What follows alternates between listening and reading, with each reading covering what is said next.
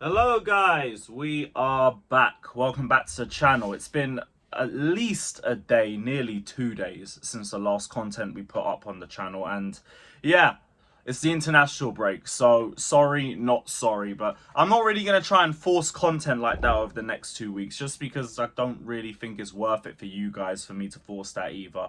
There's a couple of topics to discuss, so we're going to run that in today's video. We're going to be doing Premier League predictions soon as well, so keep a lookout for that as well. Might drop a tier list about the transfer window so far. I'm thinking I might leave that for October, really. I don't think it's fair to already assess it after 3 or 4 games of football, but we might do that. It's going to be another episode of Shameless. Ireland versus England watch along, and also whoever England's playing the next week. Might even do a Brazil game or two. Get a little Esteval watch in there. But yeah, there will be bits and pieces of content over the next 2 weeks, just not really as frequently as it usually is, because again, I'm not trying to force content like that. And also, we did a lot of work during the summer window. I want to use the international breaks for what it's worth, which can just be a little bit of time to relax before we go straight back into it next week when the season kick starts again. But for now, there is a couple of topics to get through. The whole Enzo Fernandez saga has started to rumble again, which I feel like is typical of the international break. But apparently we've been approached by anti-discrimination organisation 𝐎𝐔𝐓 to explain the handling of the saga. Officials from the stakeholder are understood to have expressed their deep dismay at the way the Stamford Bridge club have navigated the controversial affair. Now, there's a lot of layers to this, because number one, Chelsea were the only club that really did anything. Even if I kind of agree we didn't really handle it the best way that we could. There was a statement, I think we fined Enzo, I think there was some classes or something that he had to go take as well. Maybe some community work too, but we also gave him the vice captaincy straight off that, which did seem heavily out of touch. So to a point, I understand why they might be annoyed about the way we handled the situation, and even I think we didn't really do enough.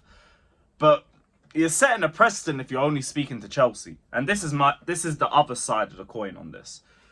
Chelsea were the only ones that actually did anything. I said when this whole saga started, I wanted to hear what Man United had to say about Garnacho and Martinez, and if they were going to investigate whether they were on the coach or not. Same thing with Villa and Martinez. Same thing you could say for Atletico with De Paul. You could say, who else? Tottenham with Roméo, for example. Everybody else just said, my player wasn't seen. I didn't hear my player say anything, so I'm not involved. Our club isn't involved. Why aren't you speaking to them? Why aren't you asking them if they didn't conduct their own investigations on their players? And if they didn't, why didn't they do that? Also, FIFA. We heard that there was going to be an investigation, and because of Enzo's apology, he's inadvertently admitted that it was a racist chant. So why aren't they speaking to FIFA about why they haven't accelerated the investigation, or where the investigation is even at this point? So it just shouldn't be Chelsea. That's my whole stance on this.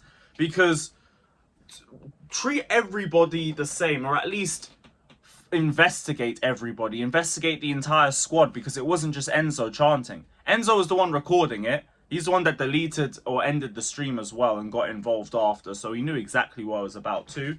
So I get us being looked at, but look at everybody else. That's the only thing. Please, the one thing that annoyed me the most about all the stuff I was hearing from Argentina players or from the Argentinian Association and everything, the one thing that annoyed me the most was that they were all just only talking about Enzo. It's like, no, you guys are all involved. You don't just chant it like that unless you've chanted it before. And you don't chant it like that in a group unless you've chanted it before. So as far as I'm concerned, it's a guilty until proven innocent thing with all of them. And none of them have done anything to even investigate their own players. So in my opinion, they should just be focusing on that as well. But they want to look at Chelsea too. Fair enough. Just same energy. But yeah, that popped up today, which kind of surprised me a little bit. But we'll see if there's any more development on that. We'll see if FIFA actually decide to open their mouths and say that they've concluded their investigation. But hey, we'll see on that. There was also news about the Conference League list. Cole Palmer, Roméo, Lavia and Fofana are out of the Conference League squad. Due to load management. We've heard that word going around a lot this season. Now, I'm glad we're focusing on it too, because we've seen the amount of injuries that we've had, not just last season, but over the last few years. And I'm glad that we're finally trying to make a little step forward in that regard. We've obviously had this issue since probably Tuchel's second season, if not even a little bit earlier than that. So, no Palmer, no Lavia, no Fofana, no worries. Because I've even seen a few people talking about, oh, why are we taking Palmer out the squad? How low do we rate this team if we think we need Palmer to beat teams like Noah, who else? Astana, Panathinaikos, Shamrock Rovers. Like, please, let's have some shame. Let's have some shame as a footballing institution. We don't need Palmer. Lavia, look, you want to focus him on the league games? Be my guest. Fofana, same energy. We're not even playing him in the Conference League anyway. Who cares? Levi Colwill, who's also being prioritised for the league games, is in the player list B squad. So, no complaints there. Cole Palmer doesn't need the Conference League. Throw him in for the knockouts just so he can stat pad a trophy. And let's go get the third UCL. Up the Chelsea. And speaking of Palmer, he's been nominated for the Ballon d'Or. Nominated for Player of the Month as well for August. But quietly, I think he's got a better chance of winning the Ballon d'Or than Player of the Month. Like, Erling Haaland is running away with that award. This man has 7 goals in 3 games. He has 2 hat-tricks. Forget it. For as good as Cole Palmer's been this month, the bot's winning it. Because he's a bot. And because he just lives, eats and breathes goals and hat-tricks. It's an unfair world. Who cares? Boo-hoo. Let's get some more goals next month. We might actually go and win it. In terms of Ballon d'Or, shit, go get top 20 or something. I'll be really gassed. I'll be really gassed. I'm glad to just see some Chelsea representation, because we haven't had a player come close to that since 2021, when I think we had Mount and Jorginho in it. And I don't think he's going to get as close as Jorginho got to the award, but hopefully he beats Mount's position. Hopefully. Remains to be seen, though. He ain't being Jorginho's. That's a shame. But it is what it is. Was there any other news? I saw Chris 𝐎𝐔𝐓 has stepped down from his position as chief executive for Chelsea Football Club. He was responsible for putting together the back office and also responsible for the commercial side of things, which, I mean, has been a little bit of a mess. We still haven't got a front of shirt sponsor. And that's partly because we aren't in the top 4. So I will say that.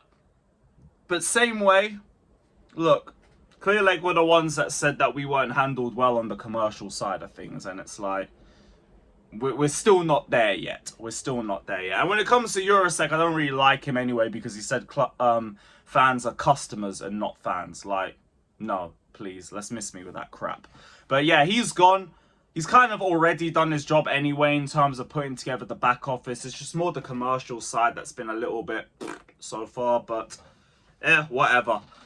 That's about it.